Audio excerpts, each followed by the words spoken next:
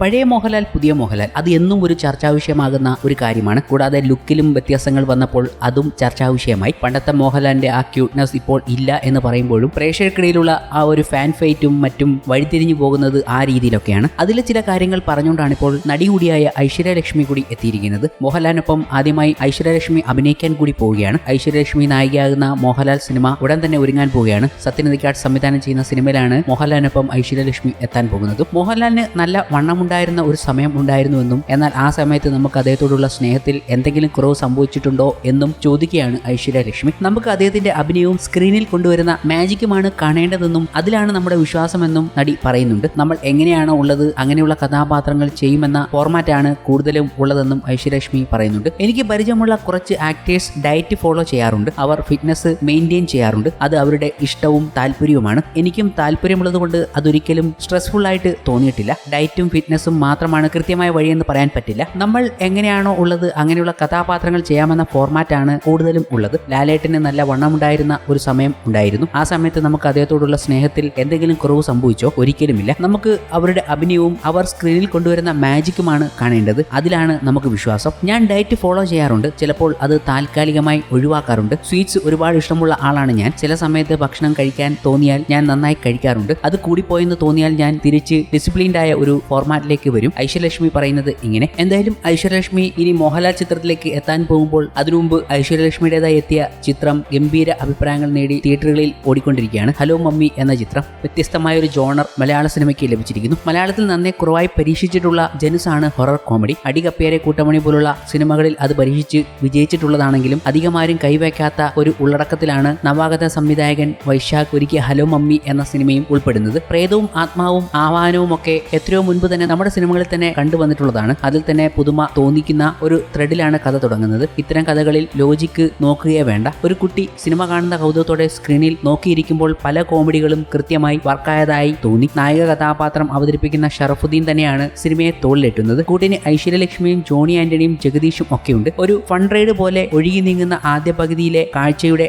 രസങ്ങൾ രണ്ടാം പകുതിയിലുമുണ്ട്. ഒരു പ്രപ്പോസലും വിവാഹവും വിവാഹത്തെ ചുറ്റിപ്പറ്റി നീങ്ങുന്ന ഐശ്വര്യലക്ഷ്മിയുടെ കഥാപാത്രത്തിന്റെ അമ്മയുമായി ബന്ധപ്പെട്ട ദുരൂഹതകളിലൂടെ അവർ നേരിടുന്ന കോൺഫ്ലിക്റ്റിലൂടെ നീങ്ങുന്ന കഥയിലെ ദൗർബല്യം ക്ലൈമാക്സ് തന്നെയാണ്. ക്ലൈമാക്സ് എത്തുന്നതോടെ പ്രഡിക്റ്റബിളായ പതിവ് കലാപരിപാടിയിലേക്ക് സാൻജോവിന്റെ തിരക്കഥ എത്തുന്നുവെങ്കിലും തിയേറ്ററിൽ ഇരുന്ന് ഇടയ്ക്കൊക്കെ ചിരിച്ചുകൊണ്ട് കണ്ടു തീർക്കാവുന്ന സിനിമ തന്നെയാണ് ഹലോ മമ്മി. ജെക്സ് ബിജോയുടെ പശ്ചാത്തല സംഗീതം ഗാനങ്ങൾക്ക് കൊടുത്ത ഈണത്തേക്കാൾ മികച്ചു നിന്നു. ചിത്ര സംയോജനവും ശബ്ദമിശ്രണവും വൃത്തിയുള്ളതായി അനുഭവപ്പെട്ടു.